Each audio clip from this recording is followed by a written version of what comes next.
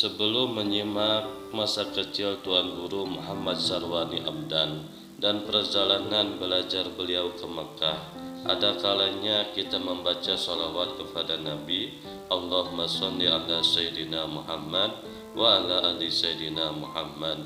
Dan jika berkenan untuk mendukung ini channel dengan subscribe, like, komen, dan jangan lupa share.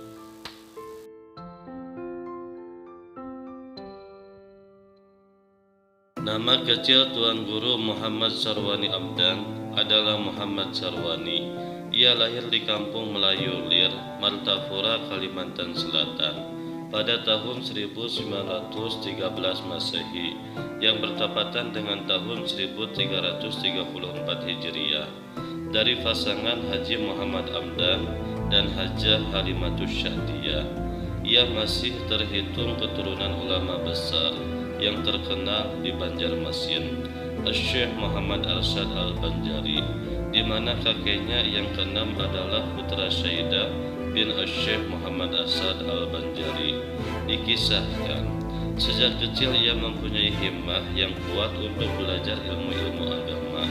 Awal pendidikannya ia jalani di Madrasah Darussalam Martapura, yang kala itu diasuh oleh pamannya sendiri, Syekh Muhammad Kashful Anwar. Madrasah Darussalam adalah madrasah terbesar yang berada di Martapura.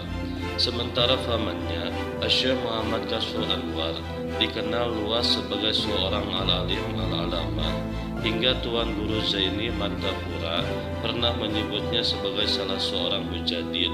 Selain kepada pamannya, ia juga belajar kepada beberapa ulama terkenal di kota Martapura pada saat itu, seperti Tuan Guru Ismail Ibrahim Khatib, Tuan Guru Muhammad Toha Dalam Pagar, serta beberapa Tuan Guru-guru yang lainnya.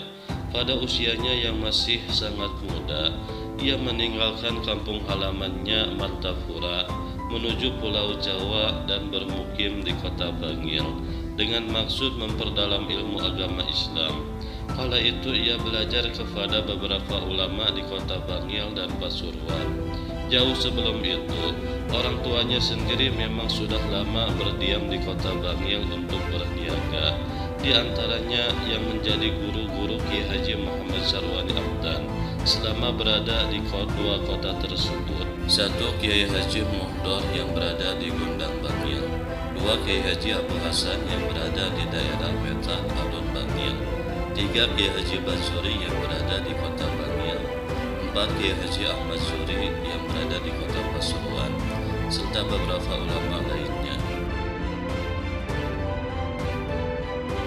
Saat beliau berusia 16 tahun, pamannya Syekh Muhammad Kashful Anwar membawanya pergi ke kota Mekah. Selain dirinya, ikut pula saudara sepupunya Kiai Haji Muhammad Sya'rani Arif, yang kelak di kemudian hari ia juga dikenal sebagai seorang ulama besar di Martapura. Ia dan sepupunya tersebut melanjutkan pelajaran ilmu agamanya di bawah bimbingan dan pengawasan langsung dari sang paman.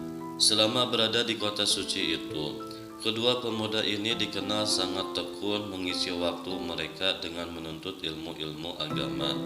Keduanya benar-benar memanfaatkan waktunya dengan mendatangi majlis-majlis para tokoh ulama yang menjadi rujukan umat di zamannya yang berada di kota Mekah saat itu. Di antaranya adalah Asy-Syaikh Muhammad Amin Qutbi, Asy-Syaikh Alwi bin Abbas Al-Maliki Al-Hasani, Asy-Syaikh Umar Hamdan, Asy-Syaikh Muhammad Al-Arabi, Asy-Syaikh Hasan Al-Masishad, Asy-Syaikh Abdullah Al-Bukhari, Asy-Syaikh Syaifullah Dagahestani, Asy-Syaikh Syafi'i, Asy-Syaikh Sulaiman, Asy-Syaikh Ahyad, serta masih banyak lagi para tokoh ulama yang menjadi gurunya saat berada di kota Mekah. Rupanya ketekunan belajar dua keponakan Syekh Muhammad Kashful Anwar ini diperhatikan oleh para gurunya. Diceritakan, para gurunya itu sangat menyayangi keduanya. Ketekunan dan kecerdasan mereka berdua terlihat menonjol dibandingkan teman-teman yang lain. Dalam beberapa tahun saja, mereka berdua sudah cukup dikenal di kota Makkah, hingga keduanya dijuluki dua mutiara dari Banjar. Tak mengherankan juga jika keduanya di bawah bimbingan Asy-Syaikh Muhammad Amin Qutbi. Bahkan sempat mendapat kepercayaan untuk mengajar selama beberapa tahun di Masjidil Haram. Selain mempelajari ilmu-ilmu syariat, ia juga mengambil baiat thariqat dari para masyayikh di sana. Di antaranya ia mengambil baiat thariqah Naqsabandiyah dari Asy-Syaikh Umar Hamdan dan thariqat Samaniyah dari Asy-Syaikh Ali bin Abdullah Al-Banjari.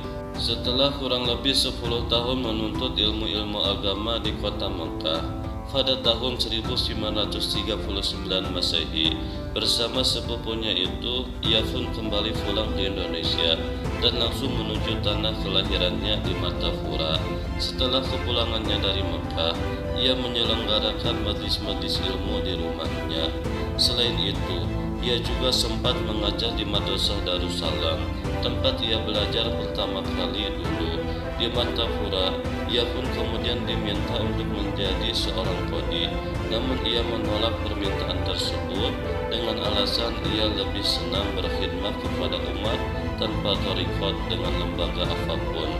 Dengan demikian, ia akan lebih dapat mengatur waktu semaksimal mungkin dalam mengajar, bermutalaah serta beribadah. Setelah bertahun-tahun menuntut ilmu di kota Makkah, pengetahuan ilmu agama yang dimiliki menjadi semakin luas dan mendalam. Di kalangan ulama, ia mulai dikenal sebagai seorang penghafal Al-Quran, dan di dalam dirinya terhimpun ilmu syariat, thariqat, dan hakikat. Walaupun demikian, namun hal tersebut justru menjadikan sebagai seorang alim yang semakin tawadu. Pada tahun 1943 Masehi, ia pergi ke kota Bangil dan sempat membuka masjid di lingkungan sendiri. Hal itu terjadi hingga pada tahun 1944 Masehi. Pada rentan waktu itu, ia sempat berguru kepada Asy-Syaikh Muhammad Mursidi yang berada dari Mesir, setahun berada di kota Bangil. Ia kembali lagi ke Martapura dan melanjutkan majlis-majlis taklim yang telah dibinanya sejak ia pulang dari Mekah.